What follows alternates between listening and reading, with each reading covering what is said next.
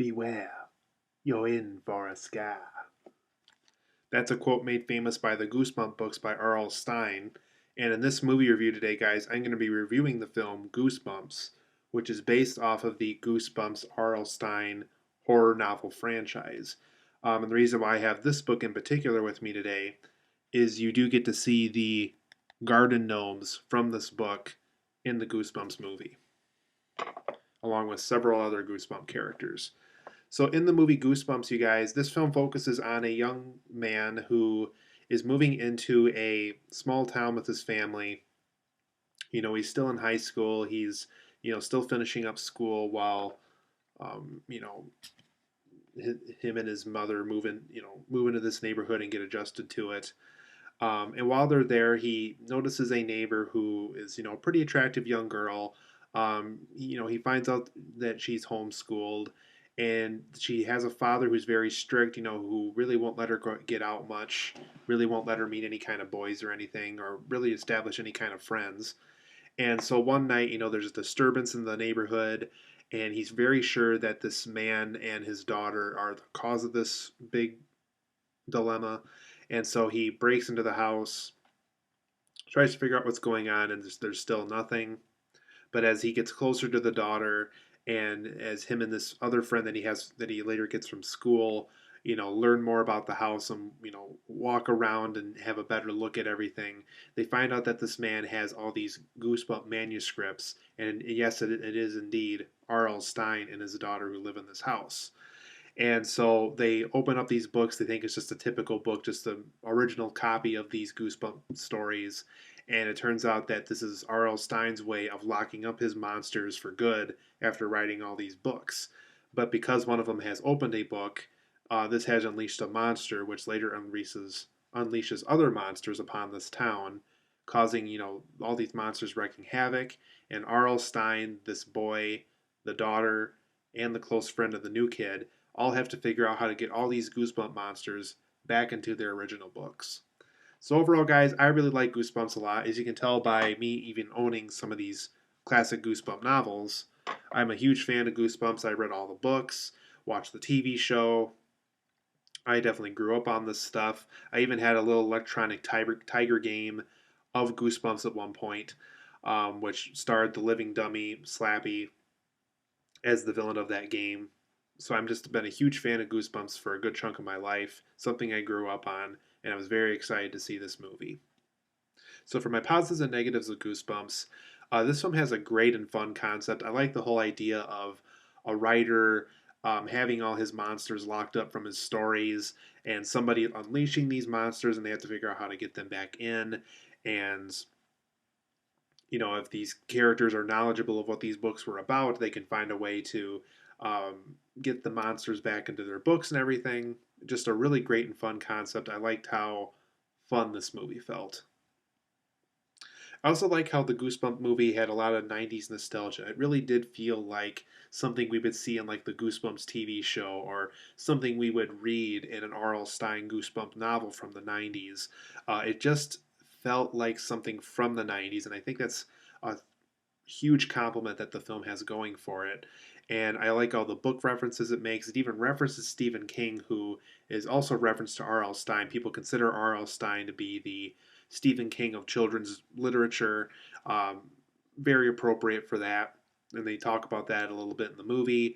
Um, Also, his name, Mr. Shivers, is also supposed to be like a small reference to the Shivers books that were supposed to be competing with the Goosebump novels at the time. So just all these little small little book references and 90s nostalgia. For those who grew up like I did in the 90s, you'll probably catch on to all those, and it's a lot of fun. It's also great seeing all these Goosebump characters again. We know it's been several years since any kind of Goosebump thing has been published or released on television, and it's great to see Slappy the Dummy. It's great to see the Mummy, and it's great to see the Garden Gnomes and all these other Goosebump characters that we haven't seen in multiple years. And the director of this movie and the writer of this movie really made sure that both the script and the film gave those characters justice. Another positive I had about the movie is I really like Jack Black's performance as R.L. Stine. R.L. Stine himself also has a cameo, but he doesn't play himself in the movie. Jack Black plays R.L. Stine in the movie, and he does a very good job of it. I like how he kind of has to move away a lot, and then he has to, you know, make sure that people don't get a hold of these books because then the conflicts of this movie happen. And obviously, they get into detail, which I won't get into detail myself, of why the daughter really can't go out and see a lot of people. They go into detail about that.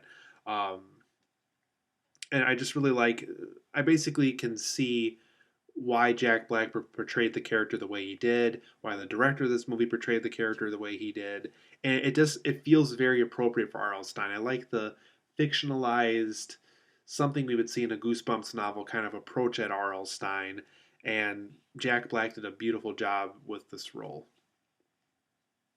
There's also some magic typewriter elements here. I did hear somewhere that R.L. Stine kind of got into writing because he found an old typewriter in his attic when he grew up, and that's what caused him to write all these stories. The movie plays off of that. It also treats the typewriter like it's this magical object, and it's really fun. They have a lot of neat elements. If they ever want to make Goosebumps 2 because of this typewriter, I think Goosebumps 2 could be possible. There's a lot of things story wise and writing wise that the typewriter brings to the story that makes it even more fun. Huge thumbs up to this. For my negatives of Goosebumps, I thought Act 1 felt a little typical. Any movie about a new kid moving into a town and having an unusual neighbor or not adjusting to the school very well. Goosebumps basically treats this the exact same way we've seen hundreds of times before. So Act 1 for me felt a little typical, and that's a little disappointing because this is Goosebumps, and I think Goosebumps, the movie, could do something better than this. There's also too many story safe points in the movie, and what I mean by this is, this is the point of the movie where all the monsters are unleashed and they have to figure out how to get them back in their books. There's points in the movie, though, where the action gets completely halted. It gets completely halted for a good 20, 25 minutes at some points. Because, like if they get to a school, they're in a safe point, like I was pointing out earlier, from a werewolf. That werewolf won't pop up again until really later into the movie. If they have to get away from the garden gnomes, those garden gnomes, once they reach their safe point, will not appear until a very far point into the movie. So there's just all these things where the film just completely halts the action or completely halts a character, and it just kind of got a little annoying after a while. It also has no sense of tension after a while either. Another negative I had about the movie is some of the character cameos, because they do want to fit in as many Goosebump characters as they can into this movie. Some of those cameos did feel a little rushed or a little forced. There's even times where the camera zooms by some of those characters so quickly, it doesn't really give us a chance to either think about or remember what those certain characters were from as far as books go. And that's really disappointing because this movie is all about Goosebumps and the celebration of this book franchise. And if the camera zooms by those characters too quickly, or if it feels rushed or forced, that doesn't let us really have that nostalgia. Or for kids who are new to Goosebumps, that's not really going to allow them to let their brain remember those characters by the time they pick up a Goosebump book. So for overall, guys, I'm going to give Goosebumps the movie an 8.5 out of 10. I think it's a really well done film. It has a great and fun concept. It's nostalgic. It's great seeing all these Goosebump characters again. Jack Black has a great R.L. Stine character portrayal in this.